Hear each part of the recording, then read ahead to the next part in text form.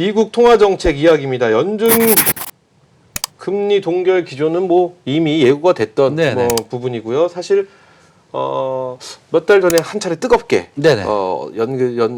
금리가 어떻게 될 것인지 얘기가 나왔습니다. 다음 주에 FOMC를 앞두고 다시금 또 관심이 쏠리고 있는데 중요한 거는 동결이라는 우리 의견은 뭐 거의 다 비슷하게 나온 것 같습니다. 어찌되었든 이 이슈를 선정하신 이유부터 한번 여쭤봐야 될 것 같아요. 제가 이제 이 이슈를 특별히 선정했다기보다도 오늘 제가 말씀드린 것은 다시 말씀드리지만 버블은 시작됐다라는 것이고요. 버블이 시작됐다고 제가 말씀을 드리면 시청자 여러분들은 반드시 저한테 물어보셔야 됩니다. 왜 버블이 시작됐느냐라고 말씀하셔야 되고요. 저는 그거에 대한 답변은 미국과 중국의 지금 재정 정책과 통화 정책에 대해서 먼저 말씀을 드리겠습니다. 예.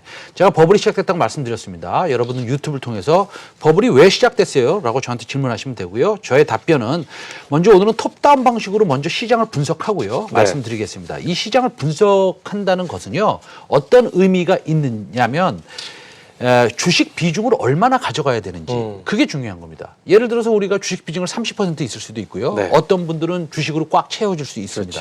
그러나 그거 시시때때로 타이밍을 잘 잡아서 앞으로의 시장 방향을 보고 우리가 주식 비중을 얼마큼 가져가야 되느냐. 그다음에 어떤 섹터, 어떤 산업에 많이 투자를 해야 되느냐. 그 산업 속에서 어떤 종목을 선정해야 되느냐라고 하는 방식을 탑다운 방식의 투자 방법이라고 얘기하는 겁니다. 그래서 이렇게 분석하는 것이 탑다운 방식인데 요즘은 정말 정보의 오버플로우입니다. 그래서 많은 사람들이 여러 가지 정보를 받고 있는데 우리는 뭐 한경 TV를 시청하기를 권해드리지만 지금은 뭐 각종 유튜브, 각종 매체의 정보가 범람하고 있습니다. 뭐 어떻게 보면은 이제 가짜 뉴스라는 단어까지 생겨나겠습니까? 오늘도 말입니다. 사실은 8월 말인가요? 이제 제가 이제 회사에 있는데 전화가 왔습니다. 시청자신가 봐요. 제가 이제 유한타증권 청담센터에 있으니까 전화번호를 아셔서 금방 뭐 인터넷에 찾을 수 있으니까 전화를 하셨는데 하시는 분들이 대뜸 앞뒤를 다 잘라내고 유한타증권에 전화하셔가지고 IMF 시대와 같이 경기 침체가 온다는데 이때가 8월 말이었습니다. 19년 8월 말. 그렇죠. 그때가 막 1897, 뭐 1900 이럴 때입니다. 경기 침체가 온다는데 주식을 가지고 있어야 되느냐 이런 질문을 하시는 겁니다. 물론 뭐라고 대답하셨나요? 궁금하네요. 물론 공평하게 얘기하면 이런 의견도 완전히 배격하면 안 되지 않습니까? 모든 의견을 듣긴 들어야 됩니다. 그러나 어떤 지인한테 들었는지 어떤 유튜브를 보셨는지 몰라도 논리와 근거 없이 금중심리를 따라해서 이렇게 갑자기 주가가 떨어지니까 그때 제가 뭐 하고 있었는지 아세요? 뭐 하고 계셨나요? 고객들 주식을 매수하고 있었습니다.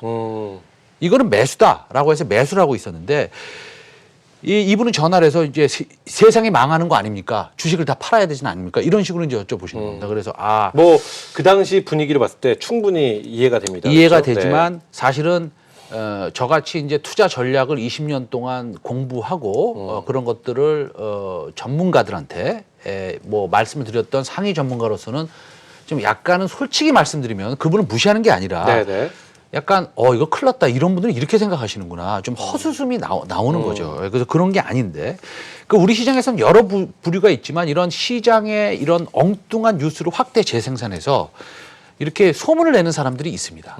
이런 사람들을 한 부류가 뭐 숏돌이라고도 합니다. 숏돌이요? 숏돌이. 그게 무슨 얘기인가요? 공매도를 치는 사람이 숏돌이에요. 그래서 공매도를 쳐놓고 이런 뉴스를 막 확대 재생산하는 겁니다. 그래서 오늘도 그런 뉴스가 있었습니다. 우리나라에서 뭐 우한 폐렴 확진 환자 한 명이 나왔다. 근데 우리 최영학 교수 잘 아시겠지만 이게 무슨 메르스처럼 무슨 약이 없어서 고치지 못하고 이게 뭐 죽음까지 이르는 이런 병이 아니거든요. 이거는 항생제만 있으면 바로 고칠 수 있는 그런 폐렴입니다. 코로나 바이러스이기 때문에 항생제만 있으면 됩니다. 근데 사람들이 이제 이게 좀 이거에 좀 공포심을 느끼는 게 이제 어떤 식의 경로를 통해서 감염되냐에 좀 공포심은 있는 것 같아요. 그렇게 있는데 사실은 그 팩트를 잘못 알고 있는 겁니다. 그래요? 예를 들어서 옛날에 메르스 같은 경우에는 이 퍼지는 속도와 그 다음에 그 제어할 수 있는 시스템이 없었던 거고요. 이 폐렴은 사실은 우한에서 발발하고 뭐 한 170명의 뭐 환자가 있지만 우리나라에 그쪽에서 한 사람이 들어와서 관광객이 들어와서 네. 30대 초반의 여성이 뭐 확진이 됐다라는 거 가지고 모든 중국주는 아니지만 웬만한 많은 다수의 중국주가 마이너스 5%까지 빠질 그렇죠. 일이 있냐 이거죠. 그러니까 이거는 사실은 잘못된 거고요. 오늘 같이 이렇게 빠질 때는 그럼 어떻게 해야 됩니까? 매수의 기회인가요? 당연히 매수의 기회죠. 그러니까 이런 것들을 제대로 분석하고 확인하고 네. 소화시킬 수 있는 능력을 우리가 쌓아가야 되는 것이지 그렇다고 한다면은 우리가 주식시장에서 이겨낼 수 있습니까? 이겨내지 못합니다. 그래서 오늘은 글로벌 시장, 우리나라의 대한민국 주식시장이 2020년에 어떤 모습을 보여줄까한 거에 대해서 말씀드리고 네. 그러면 우리는 어떻게 행동을 해야 되느냐에 대해서 말씀드리고 싶습니다. 결론부터 말씀드리면 네. 우리 시장은 아주 좋을 것으로 봅니다. 버블이 일어났다고 시작됐다고 봅니다. 이제 시작 단계다. 네, 시작했습니다, 이미. 근데 이제 제가 매달 한 달도 뭐 제외하지 않고 1년 12개월 12달 동안 뭐 주가 지수가 올라가겠다. 뭐 제가 무당도 아니고 이렇게 막당 맞힐 수는 없지만 전반적으로 시장은 아주 강력한 움직임을 보일 것으로 봅니다. 물론 삼성전자만 봐도 이미 그런 모습을 보여주고 네, 있습니다. 그렇죠. 예, 그 논고에 대해서 말씀드리면 먼저 미국에 대해서 말씀드리면 미국 통화정책하고 재정정책을 먼저 보면 미국은 11월까지 3번의 선제적인 그리고 네. 보험성의 금리 인하를 했습니다. 여기서 제가 단어를 한 번 더 강조시켜드리고 싶은 것은 보험성의 금리 인하를 했다는 겁니다. 보험성의 금리 인하라는 게 어떤 뜻인가요? 예를 들어서 경기 지표가 악화된 상태에서 금리 인하를 했습니까? 아니면 악화되지 않은 상태에서 했죠. 그렇죠. 실업률은 3.6%였습니다. 그러면 3.6%라는 것은 직장을 갖고 싶지 않은 사람들, 네. 그 자연적으로 갖고 싶지 않은 사람들, 그러니까 자연적인 직장 회피 인력을 빼면 거의 완전 고용이나 다름없는 것입니다. 우리는 이 점을 직시해야 된다는 것입니다. 그때 금리 인하를 반대하는 연준 의원들도 꽤 있었습니다. 네. 왜 최 이사가 갑자기 다 지난 이 얘기를 가지고 뜬금없이 미금리 인하를 꺼내느냐? 왜냐하면 매우 중요하며 다시금 상기시켜야 될 문제입니다. 그런데 말입니다. 네. 금리 인하를 하고 충격적인 일이 일어났습니다. 어떤 충격적인 일인가요? 제가 그래프 하나 보여주시면 네. 보여주시죠. 이게 연방준비위원회에서 가지고 온 그래프인데요. 네. 그래프를 보시면 붉은색 박스 안에 붉은색 선이 보이십니다. 네, 급등하는 모습인데요. 네, 이건 네. 연준이 그간 시중의 유동성 그러니까 채권을 매각을 하다가 저 파란색 줄을 보면 매각하는 겁니다. 네, 네. 그러다가 갑자기 채권을 다시 사들입니다. 채권을 사들인다는 것은 시장에 돈을 푼다는 얘기입니다. 그래서 뭐 연준은 과거 시행했던 양적 완화랑은 다른 얘기다라고 네. 하지만 사실은 시장에서는 무슨 소리냐 양적 완화나 다름없다라고 하는 것이고요. 어쨌든 간에 연준이 단기 국채 매입을 통해서 대체대조표를 확대하는 겁니다. 그래서 장단기 금리 역전 현상을 완화하고 단기 자금을 시장에 공급하고 충분한 유동성 공급을 하는 겁니다. 제가 두 가지 말씀드렸습니다. 네. 첫째는 보험성의 금리 인하를 3번 했고 네. 그다음에 갑자기 시장에 돈을 풀기 시작합니다. 저 빨간 박스 안에 빨간 선이 시장에 돈을 푸는 강도를 말씀드리는 겁니다. 네. 그러면 실업률이 3.6%인데도 금리를 인하했고 보험성으로요. 작년 말 실질적인 양적 완화가 실시했다는 것은 아주 의아합니다. 제가 봤을 땐 이거는 당연히 위험 자산의 선호 심리를 아주 크게 만들 수 있는 것이고요. 그렇다 보니까 어떻게 됐습니까? 미국은 하루도 빼놓지 않고 거의 그렇죠. 지금 신고가를 갱신하고 있습니다. 제가 미국 시장을 지금 말씀드렸습니다. 이제 중국 시장을 한번 말씀드려볼까 합니다. 그래요. 네. 지금 뭐 주제와 비슷한 듯하지만 어쨌든 그럼 중국 시장에 대한 이야기를 저희가 이제 들어볼 텐데, 네네. 그럼 중국 시장은 이제 다음 이슈입니다. 네네. 어쨌든 오늘 이슈가 두 가지가 하나가 네네. 미국에 관련된 이슈, 네네. 다음은 중국에 관련된 이슈인데, 그럼 이 질문만 하나 더 드려볼게요.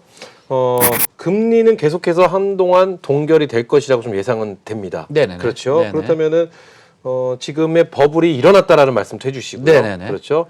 그러면 앞으로 이런 상황이 계속 유지가 된다? 만약에 된다라고 하면 언제까지 유지가 될까요? 일단 선거를 좀 봐야 되는 건가요? 그거를 사실은 정확하게 찍을 수는 없겠죠. 네. 그렇죠. 누구든지 찍을 수는 없습니다. 그러나 일반적으로 1998년에 선제적인 금리 인하를 하고 그다음에 양적 완화가 있었고 그다음에 닷컴 버블이 있었던 1998년 10월부터 2001년 초반까지 한 18개월간의 버블이 형성이 된 적이 있습니다. 과거의 역사를 보면 18개월. 예, 그렇습니다. 근데 이번에는 조금 그게 더 길어질 수도 있다고 보는데 우리나라가 제일 중요한 게 뭐냐면요. 네. 제가 이제 미국을 말씀드렸고 이제 중국을 말씀드리는데 그래요.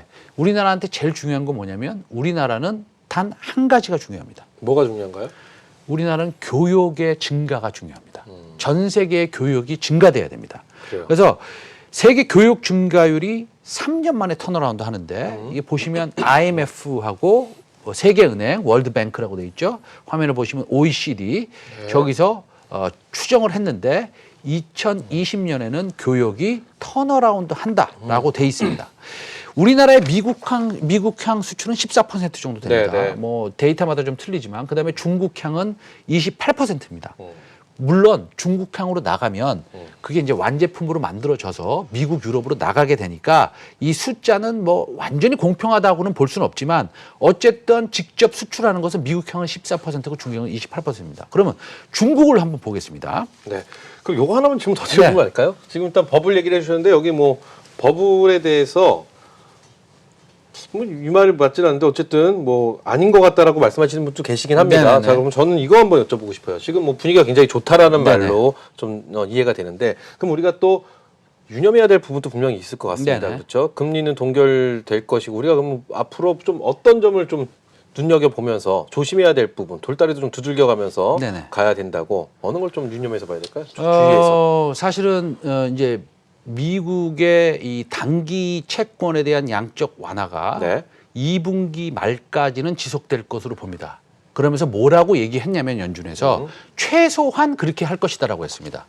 그럼 최소한 6월 말까지는 이루어지는데 네. 이게 7월, 8월 넘어가서 그 다음에 미국의 대통령 선거가 11월 4일인가요? 11월 초에 있으니 네네, 11월에. 예, 11월에 있으니 그 이후로부터는 트럼프의 여러 가지 경기 부양책들이 선반영될 수 있기 때문에 사실은 올해 11월, 12월 10월부터는 조금 조심해야 할 필요는 있을 수도 있습니다. 네. 그러나 제가 오늘 말씀드리는 것은 미국의 금리 인하와 유동성 공급이 지금 시장에 버블을 만들고 있는데 미국만 그렇다고 본다면 그거는 뭐 미국이 전 세계를 갖다가 대변하는 것도 아니고 우리가 미국, 유럽, 그다음에 중국을 봐야 되지 않겠습니까? 그렇죠. 그래서 제가 중국을 그래요. 말씀드리는 겁니다.